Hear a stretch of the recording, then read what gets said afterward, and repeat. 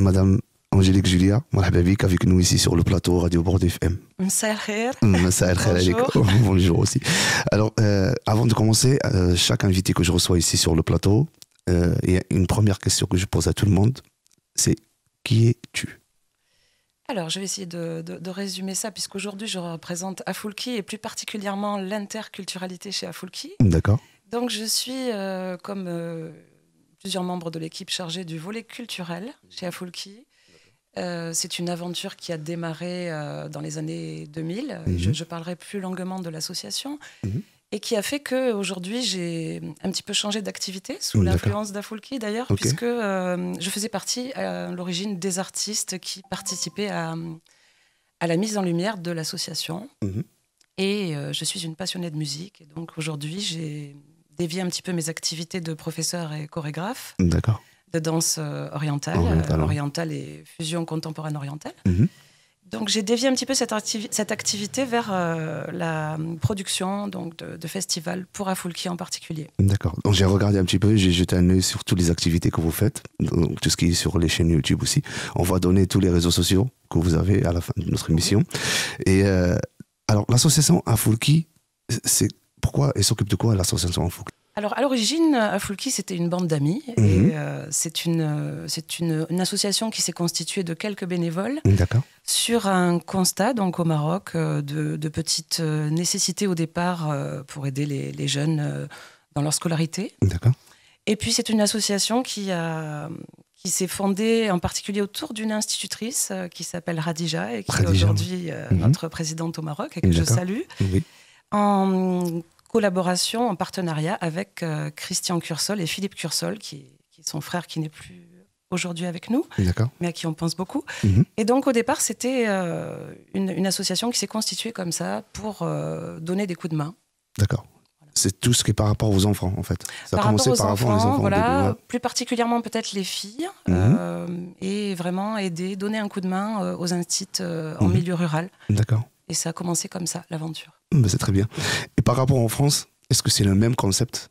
Alors, ce qu'on fait, les activités qu'on a chez Afulki en France, alors nous, on est ce que j'appelle nos petites actions, même s'il n'y a pas de grandes ou de petites actions chez nous. Afulki, en fait, qui est une association complètement apolitique, souhaite être présente partout où il manque un petit peu de solidarité. Donc, évidemment, en Gironde également, on a des besoins à ce niveau-là. Et on travaille essentiellement au départ sur le Blayais. Voilà, donc on a par exemple une activité de soutien actuellement à une personne qui s'appelle Silima, qui est une personne en obligation de quitter le territoire français, dont on soutient un petit peu le dossier et surtout l'association qui est autour de lui. On a également une action qui est engagée auprès d'une jeune fille qui s'appelle Inès et qui a eu besoin de venir du Maroc pour se faire opérer. Voilà, ce sont des histoires qu'on peut suivre sur notre site et sur nos newsletters. Donc vous participez aussi à... On participe comme ça à des actions. En fait, les gens nous sollicitent parfois quand il y a un vide ou qu'on a besoin d'un interlocuteur justement avec le Maroc ou avec les institutions françaises. D'accord. Ok, mais c'est super. Et on a cette activité d'interculturalité pour mettre en lumière la culture marocaine, pour mettre en lumière le vivre ensemble. Mais c'est pas que le Maroc. C'est tous les... Alors, c'est pas que le Maroc, voilà. On a un focus sur le Maroc, bien évidemment, puisqu'on a notre centre social et culturel qui a été créé au Maroc. Donc, il faut préciser qu'Afulki est une association complètement franco-marocaine ou maroco-française. Et que notre présidente, donc, au Maroc, c'est Radija. Et notre président en France, donc, c'est Christian. C'est Christian, d'accord. Voilà. Et le centre culturel appartient au Maroc. D'accord. Et j'ai vu aussi que vous faites plusieurs festivals, des petits festivals, des trucs comme ça. Voilà, alors on a beaucoup de soirées chez Afulki. De théâtre aussi. Beaucoup d'activités, voilà, autour de toutes sortes de formes artistiques. Alors c'est beaucoup la musique. On a notamment un festival en septembre, donc je redonnerai les dates précisément à la fin, parce que j'aimerais bien qu'on se quitte sur la programmation, si tu es d'accord. Oui, bien sûr, oui.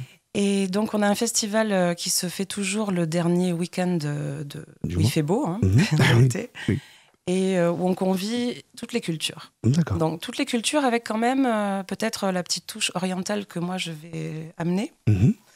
Mais on peut accueillir des gens du Maroc, de la Turquie, de l'Ukraine. À l'Afrique aussi, non? De l'Afrique, évidemment, parce qu'il y a beaucoup de connexions entre les musiques. Oui, j'ai vu.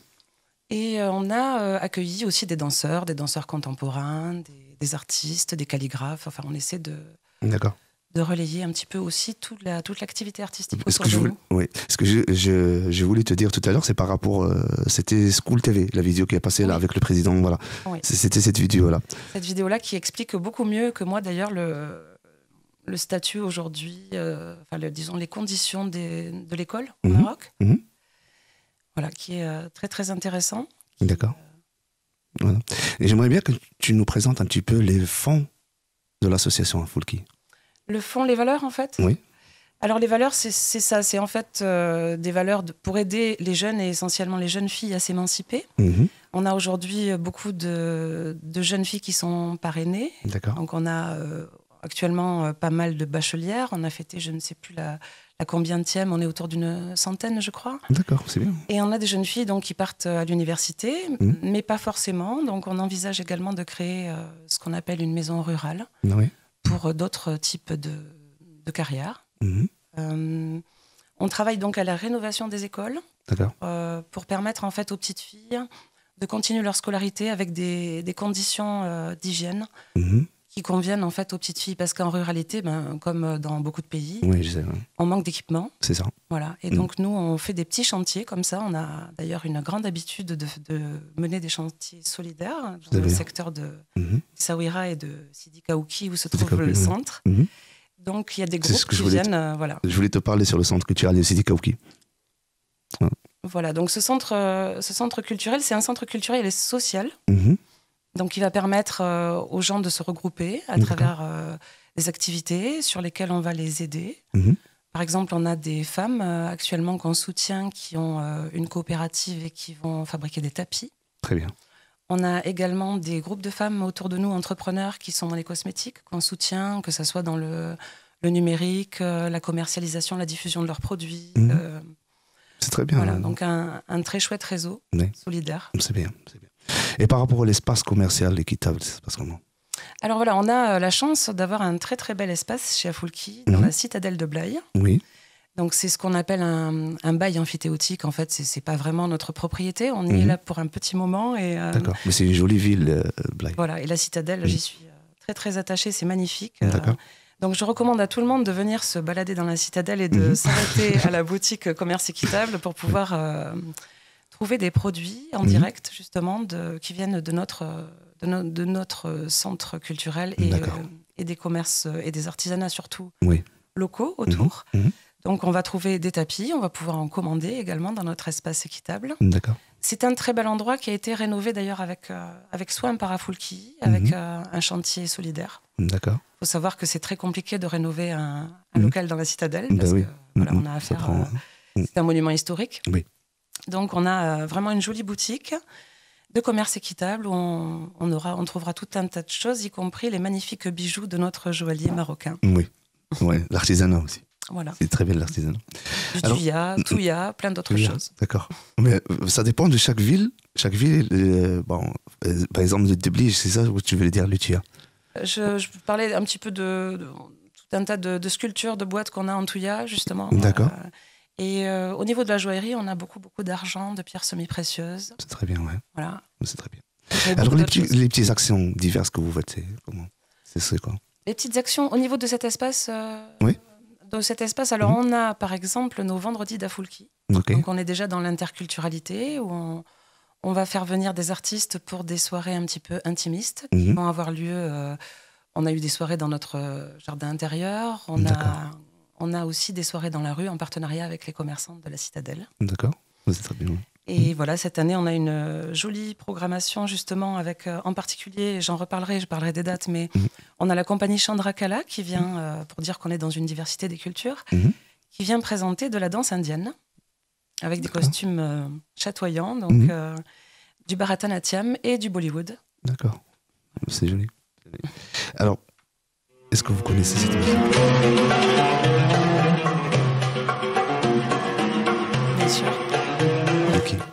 De qui? C'est qui cette musique? C'est qui le musicien? L'interprète, là, je crois que c'est Mostafa. Mostafa. Voilà, Mostafa Harfi, notre très cher Mostafa Harfi, oustad. Oui, c'est un professeur. Professeur, maestro, chez l'équivalent pour nous.